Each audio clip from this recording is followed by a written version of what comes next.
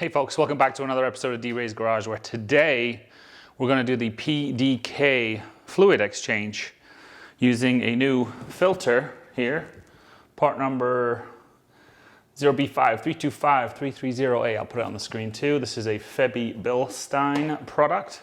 Got that from Auto House AZ, as well as the fluid here. Went with the Motul. I'm not sure that's factory fill, but Motul makes the good stuff. We have a drain plug, which you won't need a new one, but I just got one because of the way my order shook out. But you will need a crush washer.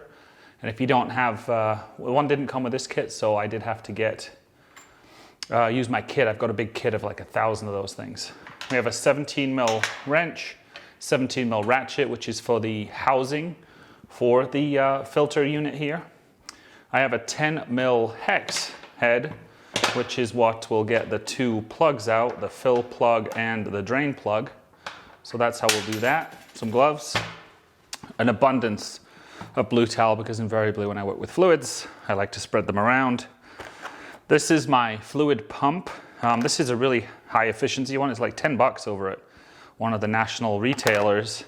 And it's got these pressure fittings to get these tubes in. So I'll be going into each of these tubes one by one. There is 6 liters here. 7 liters, or quarts, what is it? 7 liters is the full max fill, but 5 to 6 tends to be where people land on this procedure, where I'm not taking off the pan. I'm simply replacing the filter and doing essentially an oil change effect for this particular round. I am at 30,000 miles. This is more of a 40,000 mile or 4-year service. So my car's 3.5 years old, and I wanted this done, and I didn't see a lot of videos about this. I have this unit here, which is the POR2 iCarSoft unit, which I use to reset service intervals and whatnot. And why I'm using this today is, as you're refilling, what will happen is the fluid will expand, and then you need to send it through the various solenoids that are in the gear changes, as well as through the radiator, the cooler, for the PDK fluid. And therefore, we want to know what that temperature is, so we fill all the way up until 40 degrees Celsius, and then we'll quit. At that point, it should be kind of a fill to spill as long as we're up to temp, but you don't want to keep filling after that point because of the expansion, and you don't want to overfill. So we're going to use that to monitor roughly the temperatures, but I'm also going to use this little 7-quart bowl here to determine how much came out and how much goes back in. So somewhere between those two, that's how I'm going to assess whether I've got enough back in there. I'm expecting to probably get 5 in there, but we'll see. I have that 6th one just in case, and if I need more than 6, it's going to be on stilts a while I get that next liter figured out. Obviously, there'll be some other things along the way. You'll need whatever you need to lift the car. You'll need a T25 torque spin in order to take the belly pan off.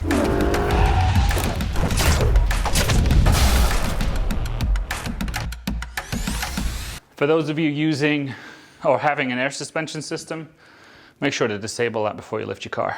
And you'll see that in the old video I'll link up here. All right, so if we start at the front of the car here, this is the oil pan moving backwards. This is our PDK pan. This unit here is our PDK filter housing, and you can see how it's got a stop there. So we'll make sure to retighten that accordingly. And then we have around here, I think you can see it from there, is the fill plug, which has this heat shielding around it. So that'll be where we're filling later. We're going to open that one first, and then this is our drain plug here. So I'm going to open this first, just in the event that I have any issues with getting it open, which I don't anticipate. Otherwise, you don't want to empty, obviously, your fluids and wind up stranded. So that's the essential orientation. I will try and get you views. I'm sure, as you can anticipate, they're, especially around this fill spot here, probably not super easy to give you a good look, but we'll try nonetheless. I've got the 10 mil in here. I've got my ratchet. I'm just gonna hopefully crack this loose. There we go. So that's now loose. I'm gonna hand unthread it here, just because the ratchet's not got anything. And it shouldn't drip, shouldn't overfill, but you never know, you might get a little bit because it's warmed up. Okay. So there's no crush washer on this one. Oh, there we go. Of course. Didn't bring the paper towel far enough in. So we're dripping on the floor, as promised. It's a good time. All right, let me go get some towels real quick. Actually, we just put this here. And not unsurprisingly, this fluid is super clean. I can't say I'm shocked by that. It's a 27,000 mile car at this point. It does beg the question whether this was overfilled before or not. But anyway. All right, so I think I can catch both streams. So loosen. All right, so that is correct.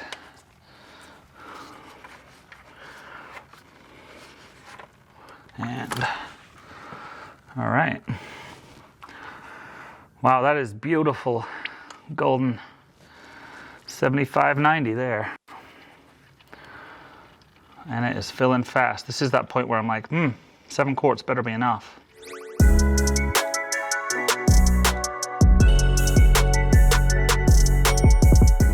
Here's the old crush washer. Get rid of that.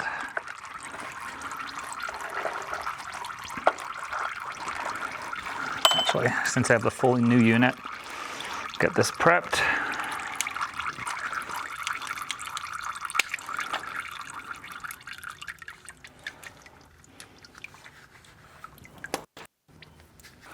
I'm not going to clean up this just yet because as we do the filter spill, we're only going to see more come out of there. So no point in doing that. And then we're going to give this a few more minutes just to get out as much of this as we can. Like I said, pretty happy with the color. Certainly think it could have gone quite a bit more without being changed. But at the end of the day, an ounce of prevention beats the crap out of a pound of cure, right? Now you can see I'm using a little ratcheting one here because it's 17 mils and it's probably just a little bit more streamlined than a socket would be to get in this little hole. I'm sure either is fine.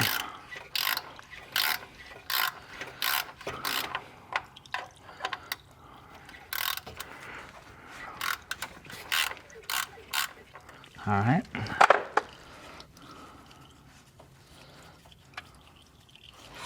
Sure, we're gonna get some spillage in the village here.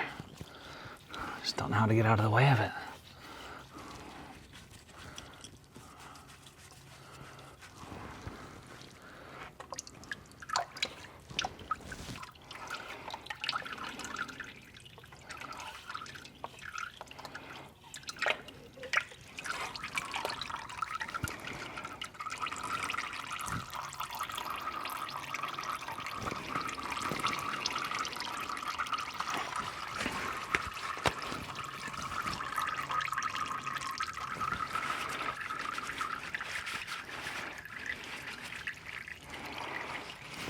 So it's kind of, when you're used to doing oil change, it's a cute little baby filter. And then we do have this little O-ring on it, or gasket, so we're going to replace that. And then let's pull the filter itself here. So this one, a pretty dense paper unit. Looks like, oh, we're just moving a little bit over then. So, yeah. So here, I'll give you a look. Hopefully it's not too bright, but this here is the level of fullness of this 7-quart bowl. So, I don't know. Might be 5.5, 6 quarts there. All right, so here's the housing. I'm just gonna roll off the old gasket, put on the new one here. It's a pretty clear channel. It's much wider than the threads. Hopefully you can make that out. Just make sure it's good and set in there.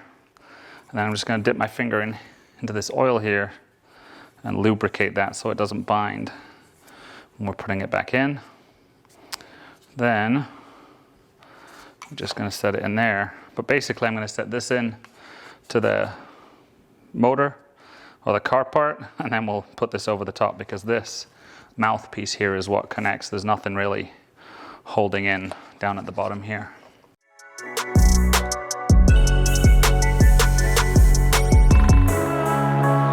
Snug down into this pan. Let the crusher get a little bit crushed, nothing crazy. And here's the housing, a little bit juiced up still. Let's get a fresh piece of towel. And we're going to pop this little filter on till it holds like that, so it's basically supported by its connection at that end. We'll replace the housing here. Want to go in square, Daniel?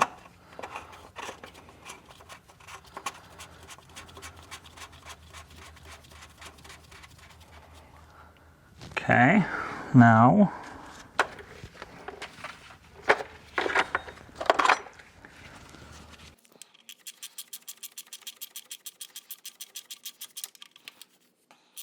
okay, so we're in the last little notch around this, so I'll put it a little closer. I'm going to clean that up, dry that off, but there's no torque spec per se. It simply snugs up on the housing here. Okay, so now that's all buttoned up. Now it's time for the more complex filling stage. So right in there is the fill hole here. So that's where I'm going to be placing one end of my pump to pump in as I'll be going through these little 1.05 quarts or 1 liter units of the dual clutch transmission fluid. And then at some point it will start to spill again, and I'll have this there to catch it, and we'll turn the engine over, run through all the gears for several seconds to allow those solenoids to open and close. Then once we've done that, we will put in the iCarsoft POR2 and then run the motor again, and then keep filling it to spill until it hits 40 degrees, at which point we will close up again.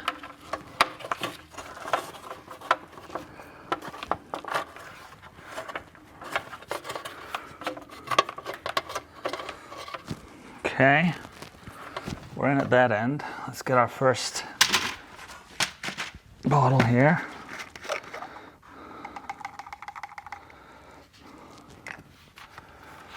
And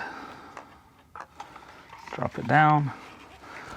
I'm gonna keep my eye here on when this thing's empty, but normally you'll hear it kind of sputter and whatnot when it's done being able to produce more fluid, and then we'll keep going through. And I'm hoping to get 4 in before we have to start dancing around too much with the engine on.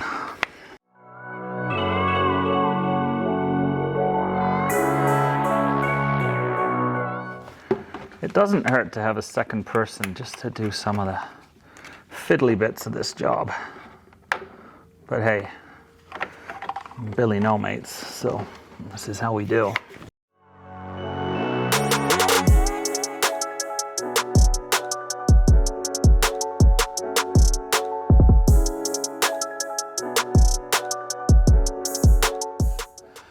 Slow and steady wins this race. It feels like it must be, I don't know if it's managing to kind of disperse in there, but you know, we're still almost at the end of bottle number 4 here, and it's not like brutally gushing out yet. Alrighty, I'm gonna head up top here. We have 4 of these bottles in, but I'm gonna also consolidate them because I'm not sure that it's completely got to the bottom, so I'll make sure we get the most out of those, and then run through the gears, come back down after 20 or 30 seconds for it to pull through, put some more in until we see some more drips, then we'll gauge the temperature, let it run, and then fill it while it's running until it hits that magic 40 degrees, close it up, and then it's just about banging back on the belly pan and enjoying your car again. All right, so this is the 30-second run where we just run through all the gears.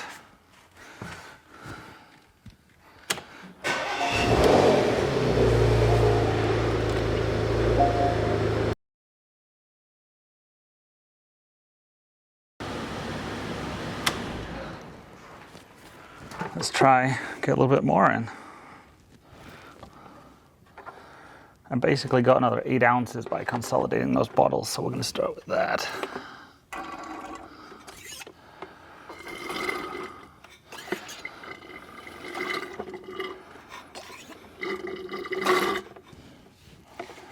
Let's see if it slurped its way empty yet. Almost. All right, that's 4 in. Go to number 5 here.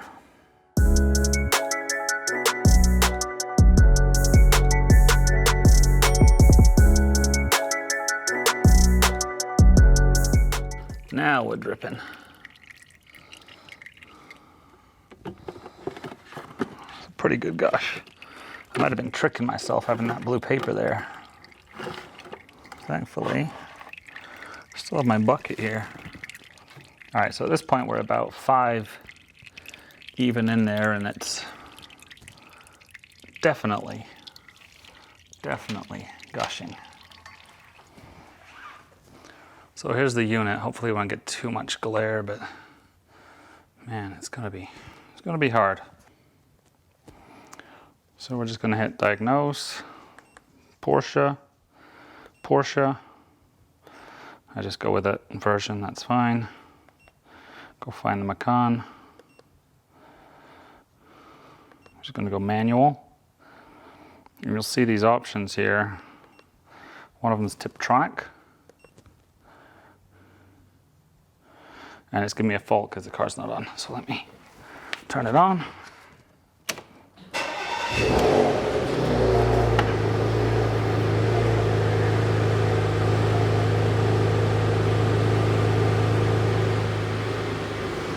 Down to data streams. Temperatures. Choose the coolant temperature, transmission oil temperature. Again, forgive the quality here. So you can see there's 26 degrees Celsius. So I'm going to go down there and fill the spill till it reads 40. And this is where it'd be good to have a partner up top here or down below if you want them to do the dirty work to help you with that.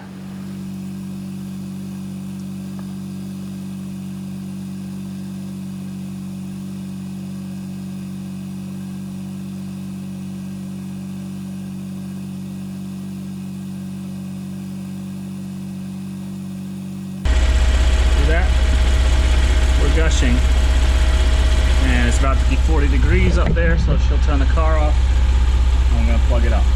So that's about all she wrote for this exercise. Just button it all back up and get back on the road and enjoy those silky smooth PDK changes again.